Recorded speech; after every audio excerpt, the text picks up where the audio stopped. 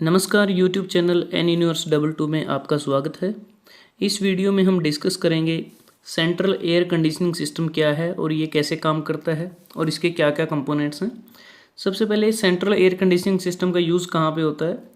इसका use mainly जो large space हैं वहाँ पे यूज़ होता है, जैसे थिएटर है, सिनेमा हॉल है, होटल्स हैं, एग्जीबिशन हॉल्स हैं, रेस्टोरेंट हैं। और कूलिंग कैपेसिटी या तो 25 टन के आसपास है या उससे ज़्यादा है, तो इट मीन्स कि हमें सेंट्रल एयर कंडीशनिंग सिस्टम की रिक्वायरमेंट है। और जब एयर का फ्लो 300 मीटर क्यूब पर मिनट से ज़्यादा हो और किसी बिल्डिंग में अलग अलग पोर्शन को ठंडा करने की रिक्वायरमेंट है, तो वहाँ पे सेंट्रल एयर कंडीशनिंग की रिक्वायरमेंट होती है। सेंट्रल एयर कंडीशनिंग सिस्टम ऐसा है जिसको आप समर में भी यूज़ कर सकते हैं, विंटर में भी यूज़ कर सकते हैं, और टोटल अरेंजमेंट है। और इसको year round air conditioning system भी कहते हैं।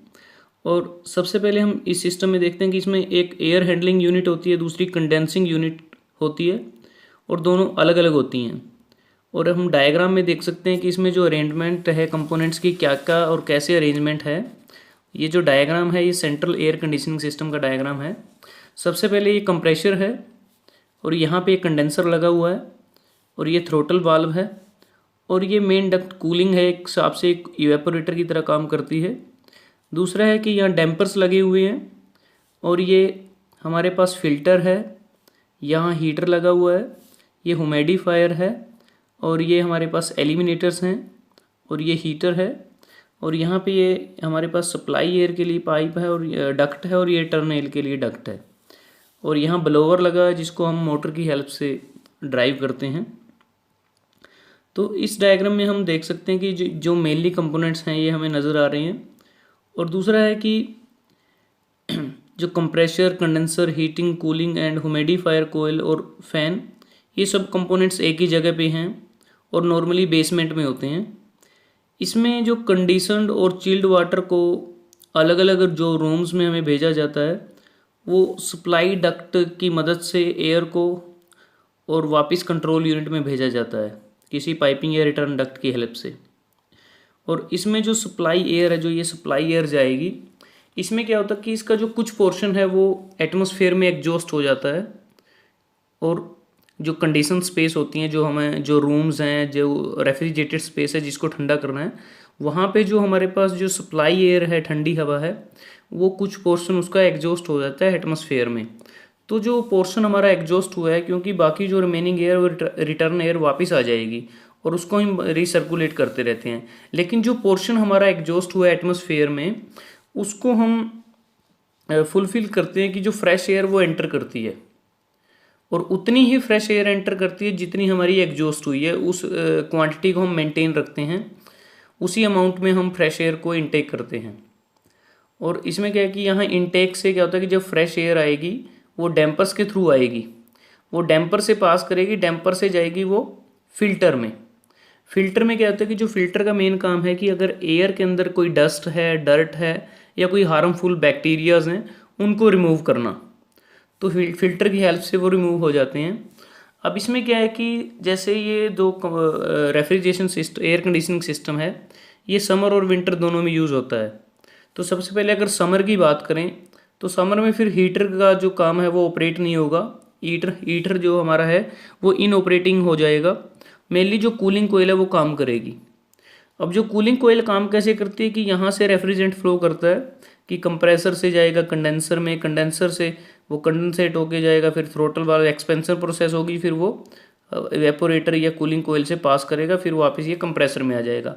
तो ये हमारे पास एक हिसाब से कंडेंसिंग यूनिट है पूरी। और जो एयर जो हैंडलिंग यूनिट है वो सारी ये हमारे पास एयर हैंडलिंग यूनिट है।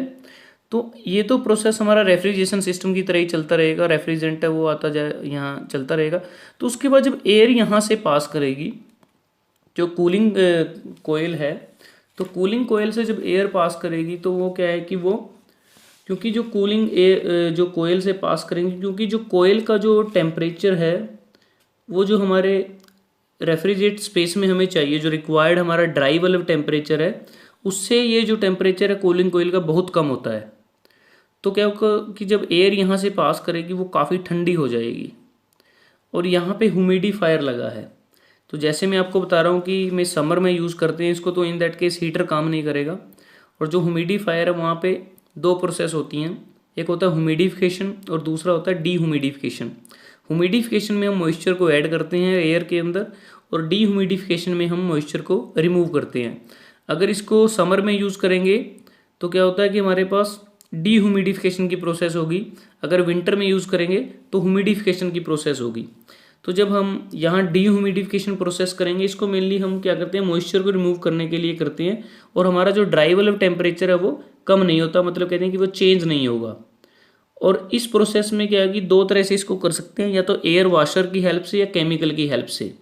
अगर एयर वॉशर सिस्टम में करेंगे तो उसमें क्या होगा, जो एंटरिंग एयर होगी तो उसका जो ड्यू पॉइंट टेम्परेचर से बिलो कूल किया जाएगा, क्योंकि जो एयर हमारी एंटर करेगी उसका जो ड्यू पॉइंट टेम्परेचर से बिलो कूल करने का रीज़न क्या है, ताकि जो इसके अंदर कोई मॉइस्चर है वो कंडेंसेट हो जाए। अगर मॉइस्चर कंडेंसेट होंगे तो जब वो एलिमिनेटर से पास करेंगे तो वो क्या है कि यहाँ संप में चले जाएंगे, कि कंडेंसेट होकर यहाँ संप में कलेक्ट हो जाएंगे। तो इट मीन्स कि जो मॉइस्चर रिमूवल को हम स्प्रे वाटर की हेल्प से भी किया जाता है, लेकिन स्प्रे वाटर चिल्ड वाटर होगा और इसका जो टेम्परेचर है वो हवा के ड्यू पॉइंट टेम्परेचर से भी कम होगा। और जो एयर वॉशर से जो हवा जाएगी उसका जो ड्राई वाला टेम्परेचर है वो रिक्वायर्ड और डिज़ायर्ड टेम्परेचर जो हमें रूम में चाहिए उससे काफ़ी कम होगा, जो एयर हमें यहाँ पे मिलेगी।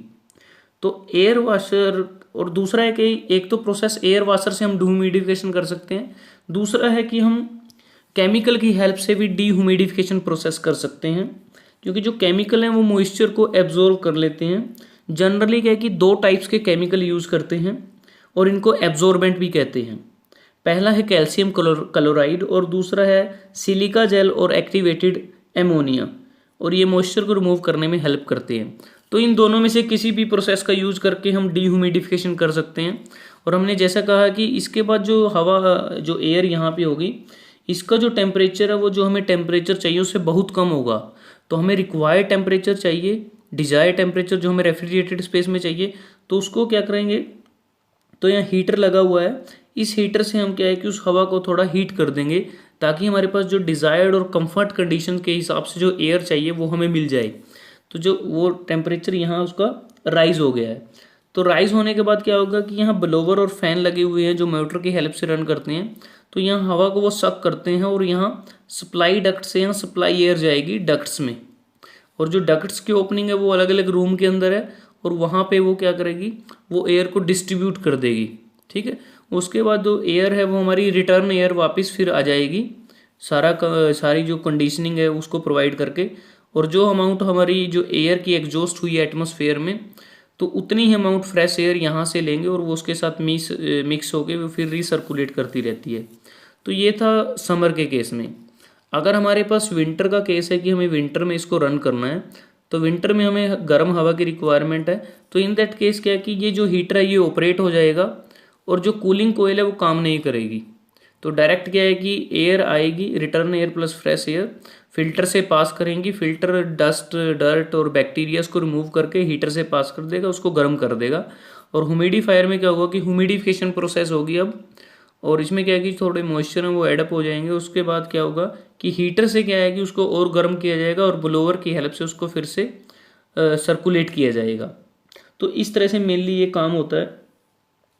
और दूसरा क्या है कि जो कूलिंग है, जो सेंट्रल एयर कंडीशनिंग है या कंफर्ट एयर कंडीशनिंग की बात करूं, कि हमारा जो मेन एम होता है कि हमारे पास जो डिज़ायर्ड, जो हमारे पास ड्राई वाला टेम्परेचर और रिलेटिव ह्यूमिडिटी हमें मिल जाए, ताकि जो हमारे पास जो कंफर्ट कंडीशंस हैं उसको अचीव कर सकें, जो हमारे लिए कंफर्ट जोन है फॉर ह्यूमन हेल्थ के लिए, उसकी कंफर्ट और एफिशिएंसी के लिए। तो वो जो कंफर्ट कंडीशंस हैं कि उसका जो ड्राई वाला टेम्परेचर अप्रोक्सीमेट 21 डिग्री सेल्सियस होता है और रिलेटिव ह्यूमिडिटी 50% होती है।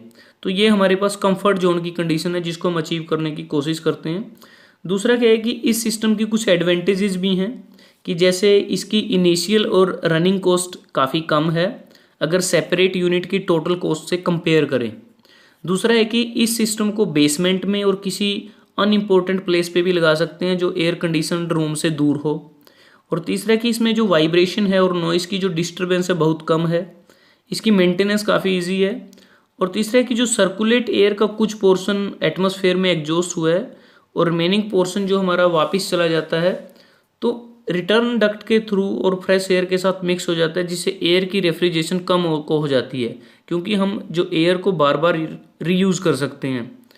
और इसमें क्या है कि जो independent evaporator thermostatic flow control के साथ या फिर डायरेक्ट एक्सपेंशन सिस्टम को इंडिविजुअली कमरे में भी लगा सकते हैं। तो जैसे इसकी कुछ एडवांटेज हैं तो इसकी डिसएडवांटेजेस भी हैं। इसमें क्या है कि बड़े साइज़ की डक्ट की रिक्वायरमेंट होती है, और जो डक्ट हैं वो काफ़ी कॉस्टली होते हैं। और तीसरा है कि जो डक्ट हैं वो काफ़ी स्पेस को ऑक्यूपाई भी करते हैं, तो ये इसके कुछ ड्रॉबैक्स भी हैं। तो फ्रेंड्स, आज हमने डिस्कस किया सेंट्रल एयर कंडीशनिंग सिस्टम में क्या क्या कंपोनेंट्स हैं, और ये कंपोनेंट्स के साथ इसकी वर्किंग किस तरह से होती है, और इसका मेनली यूज़ कहाँ पे है, और इसके एडवांटेज और डिसएडवांटेज के बारे में। अगर आपको ये वीडियो अच्छा लगा, आप इसको लाइक कीजिए, शेयर कीजिए, और एन यूनिवर्स 22 को सब्सक्राइब करना ना भूलें, ताकि आपको नए वीडियोज़ की नोटिफिकेशन टाइमली मिलती रहे। Thanks for watching, have a nice day.